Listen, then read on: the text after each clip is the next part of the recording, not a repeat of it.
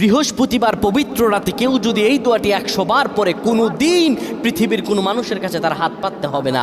পৃথিবীর সব কিছু তার পায়ের নিচে আল্লাহ হাজির করে দিবেন।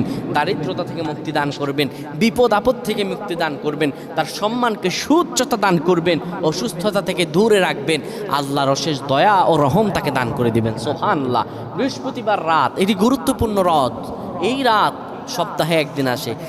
আরবিতে রাত আগে আসে, দিন পরে আসে। সুতরাং বৃহস্পতিবারের যে দিন গিয়ে রাত, এটি বৃহস্পতিবার রাত নয়, এটি শুক্রবারের রাত, এটি জুমাবারের রাত, এটি দোয়া কবুলের রাত, আল্লাহর কাছাকাছি হওয়ার রাত। সুবহানাল্লাহ। এই বৃহস্পতিবার রাত আল্লাহ তাআলা বান্দার দোয়া কবুল করেন। কেউ যদি বৃহস্পতিবার রাতে ঈশা নামাজের পরে পবিত্র হয়ে ইয়া হাইয়ু ইয়া হাইয়ু ইয়া হাইয়ু ইয়া রফিয়ু ইয়া রফিয়ু ইয়া রফিয়ু এই দোয়াগুলো পড়তে পারে 100 বার, আল্লাহ রাব্বুল আলামিন তার